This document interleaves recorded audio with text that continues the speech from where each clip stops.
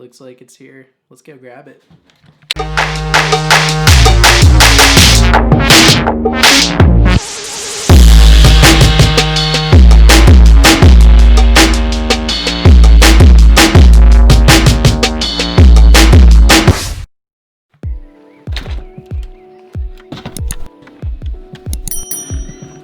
I think it might actually be inside. Let me go check. Okay.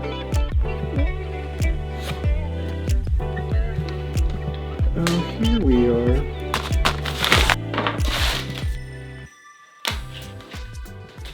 And that's it. So why did I pick up this specific Lexar SD card? And the whole thing was I kept getting errors on my Canon EOS R that I'm shooting on right now, that my write speed was too slow when I'm shooting in 4K. And granted, I mean, I don't shoot that much in 4K, but it got me thinking and researching into what exactly is, you know, an acceptable write speed and what am I supposed to be looking for when I'm looking for an SD card.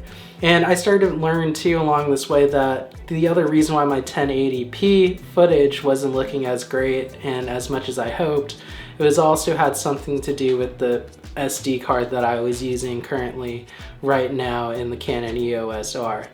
So to put it in perspective, right now in my Canon EOS R, it is shooting with an SD card with a write speed, and I'm going to explain that in a little bit, of around 65 to 75 megabits per second.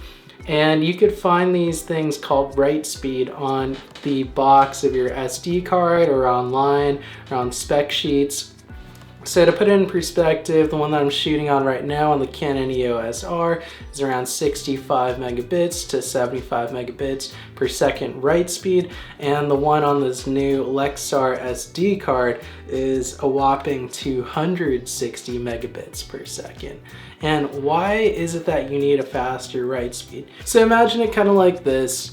Your SD card in your digital camera is kind of like a transcriber or note taker for you. And if you want to have the most accurate notes, you want someone who can match the speed of, let's say, the speaker, the lecturer that's talking at the moment. Sometimes you're going to have a slow lecturer, and sometimes you're going to have, you know, a fast-paced lecturer.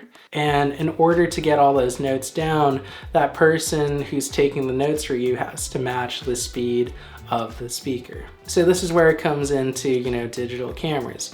Let's say, you know, you want to shoot in a lower quality footage. That means less data is being processed into your SD card. So that means that it doesn't have to, you know, essentially write as much as if, you know, it were trying to write, you know, something about the 4K footage, which is a lot bigger than 720. So in these two different scenarios, you can kind of see, you know, for 720, you don't necessarily need a big one, so it's all right to have, you know, a slow note taker, as well as for photography, knowing the buffer speed of, you know, your photos to see how fast, you know, it takes before it runs into the next thing. So you could find all those out by looking at the specs of your camera.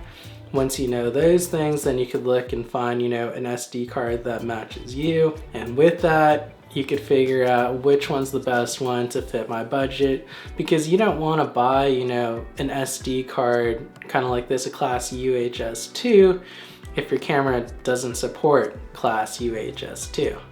So it just defeats the whole purpose. But for my Canon EOS R, it supports it. It's a great budget SD card as well. It was, I think, around 60 bucks.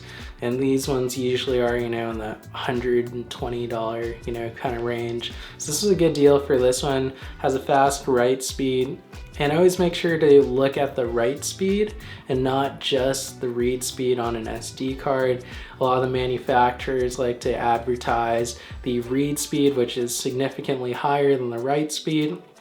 And for things, you know, like my old SD card, I kind of fell for, you know, the whole trap of reading the read speed, which was around 250 megabits per second, where in actuality, the write speed that I actually needed more was around 65 to 75, which is pretty slow for my Canon EOS R here.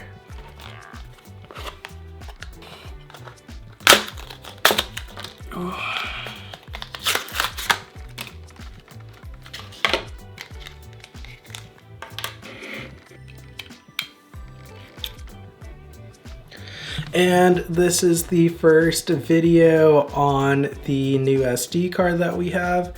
And if you guys want to see more kind of footage with this new SD card and how it compares with old videos, make sure to like this video, comment down below your thoughts, and subscribe if you haven't already.